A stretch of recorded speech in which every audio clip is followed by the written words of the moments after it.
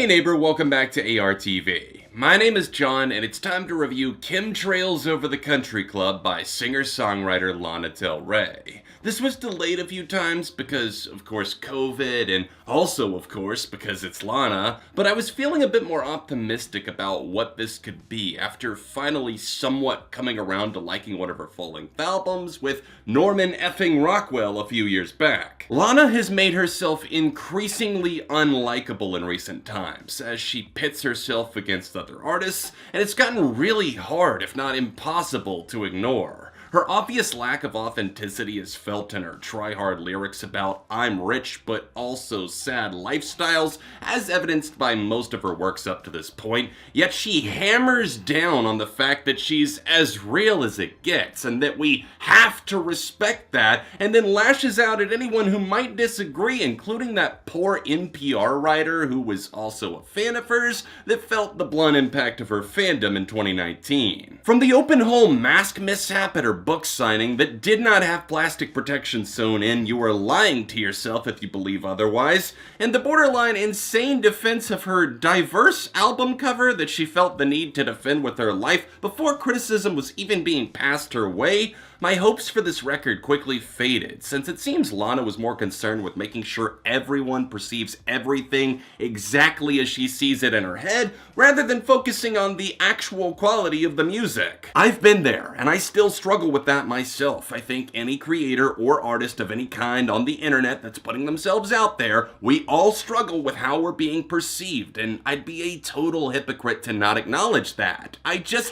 I don't see any self-awareness or growth in Lana Del Rey, and Chemtrails Over the Country Club does absolutely nothing to further sway that opinion. After the pristine Norman fucking Rockwell smoothly veered through the water at a comfortable speed, Country Club kills the engine and coasts at the absolute slowest speed you can imagine for what feels like hours on end with very little scenery, just never-ending insipid white people shit as far as the eye can see. Bear with me, but picture it like this. You're a kid and you've got a rich friend in your class and you know their family gets access to the country club pool and you want a little taste of that lifestyle. You call up your friend, make plans, but the only drawback is that your friend's consistently wine-drunk mother is going to be the one taking you to the pool. She talks in a very posh, uppity voice the entire ride there about her life's journey, about how she once rode with the wild horses and how her friends have some of the best connections in the business, even though you have no idea what the hell she's talking about. You're just a kid and you're trying to swim, but you're trapped. You finally make it to the pool and eagerly jump out of her BMW, only to realize your friend's mother has the pool key and you'll have to wait for her to let you in.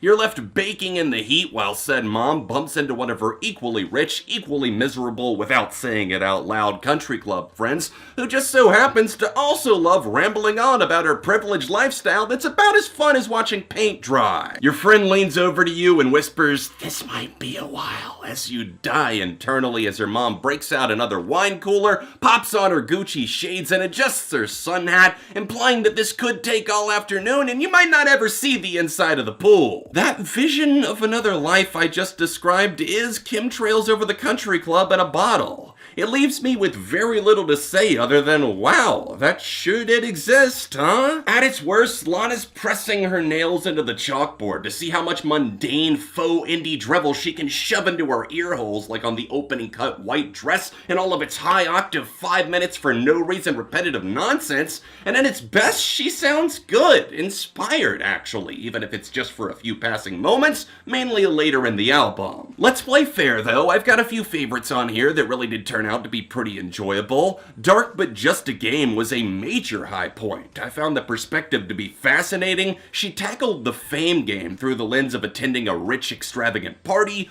only to reveal how jaded she actually is with the lifestyle. The tempered drumming sounds lush against the organic pianos, and Lana's crooning on the chorus was really beautiful. Just about every aspect of the track comes out on top. The track breaking up slowly is a nice hazy slow burn, yet a lot of the reasons I like it aren't about Lana. There's no officially credited feature here, and I was listening thinking to myself, like, who is that? Is that Miley? But it actually turns out it's Nikki Lane, who sounds right at home in the mix. Lana definitely compliments her brooding energy when she does tap in, but Nicki stole the show for me, along with the way that they wrote outside of the box, kind of from somebody else's point of view. Short but sweet on the favorite section, but I've got one more major highlight to praise, and that is Yosemite. Lana's been teasing this track for ages now, but it finally found a home, and I'm glad the final version sounds as good as it does. It goes on for nearly 5 minutes, yet it doesn't feel that long. The guitar is serene and beautiful. It almost feels like a Western cabaret. It's a blending of worlds. The writing is super solid. It's happy. It's at peace. And I want to see more like this from Lana when she says that she's writing a happy album. Everything's a bit like stop-and-go traffic on the highway where you just want to lay on the accelerator but you can't find a good spot to pass anyone.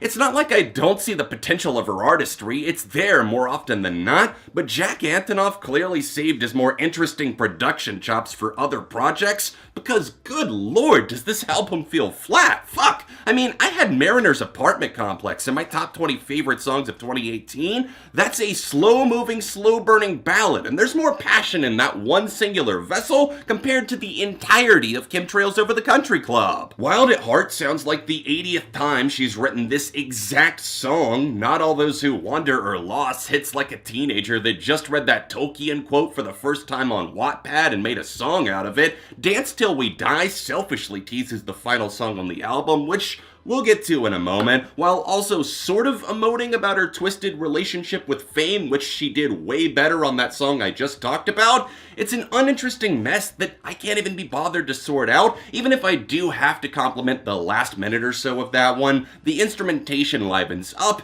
and Lana feels a lot more in the zone, with a bit of momentum and an organ swell behind her. That closing song I mentioned is previewed in Dance Till We Die, considering Lana sings multiple times about how she's covering Joni, of course in reference to her cover of For Free, originally by the legendary Joni Mitchell. She's been performing it live with indie singers Zella Day and Wise Blood, both of whom I really like and respect, yet something feels hollow when it comes to the studio version. I'm not sure why this needed to be the closer, if it even needed to be on Chemtrails at all, but it's essentially just a replica of the original, which is a huge pet peeve for me with cover songs. Why even bother if you're just gonna note for note at weird pronunciations and all? It doesn't hold a candle in the wind to Joni, as Lana would like to say. It's not like it's bad or unlistenable, but I repeat what I said earlier. It's just kinda there, except this time with 2 other people singing. Lana holds an entire palette of colors in her brush, yet she only paints in black and white this time around, despite her attempts to make a happier record tonally.